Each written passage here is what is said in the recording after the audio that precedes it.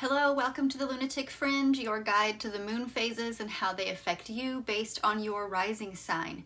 In this video, we will be discussing the Cancer new moon on July 17th. This is a very powerful, transformative new moon. All new moons are about fresh starts, new beginnings, new plans. This powerful new moon is also making connections with Uranus in Taurus, with Neptune, retrograde Neptune in Pisces, and retrograde Pluto back in Capricorn. So to find out how that's affecting you based on your rising sign, stay tuned. Okay, Virgo, this new moon is happening in your 11th house, or the house of community, of hopes, dreams, social networking, and group affiliation. So when we have a new moon, we have sun and moon together. The sun is our vital energy, our creative life force. The sun really brings out our basic drive for significance or feelings of worthiness. So the sun is in your 11th house. Every year during Cancer season, the sun moves into your 11th house and really lights up your social networks. It lights up your ability to be social, to your social circle, as well as your ability to stand out within a crowd, to show who you are, not in the falling in line with everybody else, but being part of the group and showing your leadership skills within that group.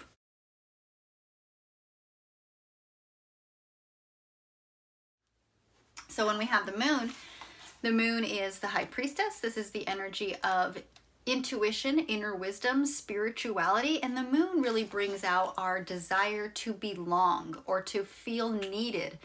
This is about finding emotional security and stability.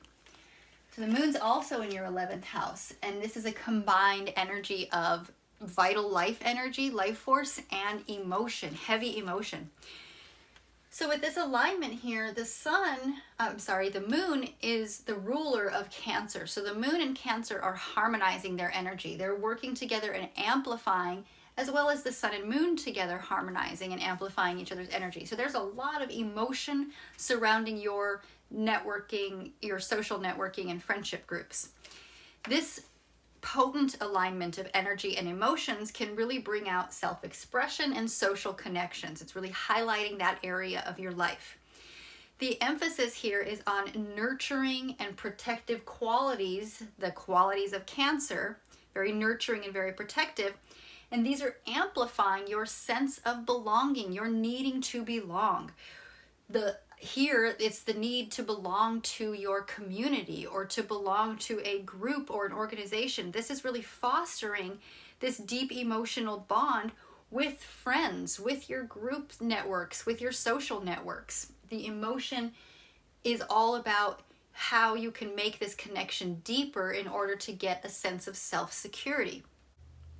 This is really a time of heightened sensitivity and heightened intuition or intuitive insights that can really lead to potential collaborations and meaningful contributions to your collective endeavors or to your pursuits for the collective whole that you belong to, the community that you belong to.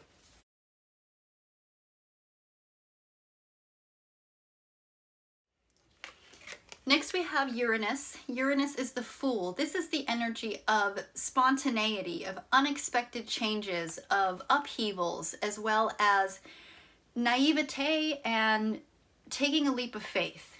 So Neptune is in Taurus. Neptune's been in Taurus for a while, so you probably are not totally unfamiliar with unexpected changes coming into your area of higher education, philosophical wisdom, of travel, of spiritual education, or participating in a spiritual situation or a religious aspect.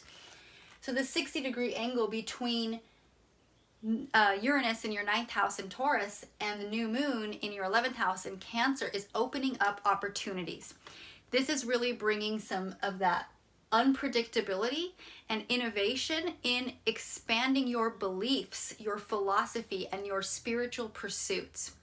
This is encouraging the exploration of new ideas, of seeking out new perspectives through very unconventional methods.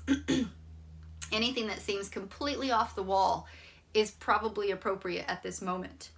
Fostering intellectual growth and the discovery of unique pathways for personal growth and for collective evolution. So with Uranus in your 9th house, this is really bringing that spontaneous, innovative, unexpected energy to your wisdom, philosophy, your participation in academics or higher education, as well as traveling, particularly travel that is long distances or over waters to a foreign land or to some culture that is just completely different than your own. It generally means travel outside of the country that you live in.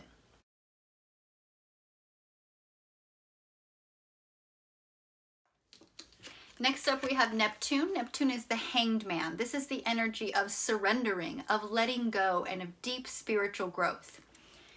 Neptune is in Pisces. Pisces is your 7th house, or your house of relationships, unions, partnerships, collaborations, and compromises.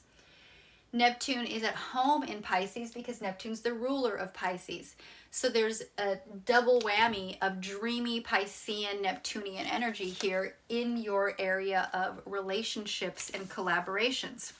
So Virgo, this is really enhancing your intuitive and empathetic abilities and encouraging spiritual connections and a deeper understanding on a spiritual level in your relationships, in your partnerships, or your collaborations.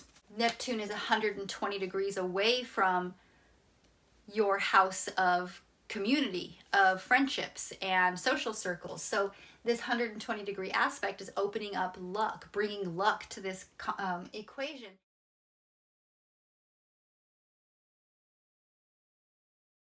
Now lastly, Virgo, we have Pluto. Pluto has been making a bunch of changes, a bunch of shifts over the past couple years, and it will be for another year or so. Pluto had jumped into Aquarius briefly. Aquarius is your 6th house, your house of daily work, routines, and self-care. But because Pluto is retrograde, it has slowly made its way back over the border, back into Capricorn, which is your 5th house, or your house of play, romance, creativity, and children. So Pluto can bring out some power struggles. It can bring out some major transformative experiences. So this Pluto in your 5th house, making a oppositional aspect to the sun and moon, it's directly opposite. It's just like in my last videos for the Capricorn full moon, where we had the sun in Cancer and the moon over here in Capricorn. Those were making an opposition and bringing that energy of conflict. Well, the sun and moon are now together, harmonizing in your house of community, but they're both opposing Pluto in your house of personal self-expression, of creative self-expression. So this is bringing a little bit of conflict to this situation. So Virgo, this can bring out a very transformative and an intense dynamic which urges you to confront and to release any power struggles or hidden desires that may hinder your personal growth and your creative expression. You might be feeling the need to break free. Uranus is about breaking free. So you've got some different philosophies or some different ideas that you might want to express in a creative, artistic, or dramatic way, but the group affiliations and responsibilities and emotion and energy that you've put into this network, this group network or community, is maybe not it's having odds, it's in opposition to your self-expression. So you're really needing to balance your desire to show off who you are individually, all on your own, and your desire to show off who you are within a community or within a network or within an organization or group affiliation. So that's all I have for you today, Virgo. Thank you so much for making it to the end of the video. Please give me a like and subscribe. I appreciate all the support, and I will see you next time. Bye.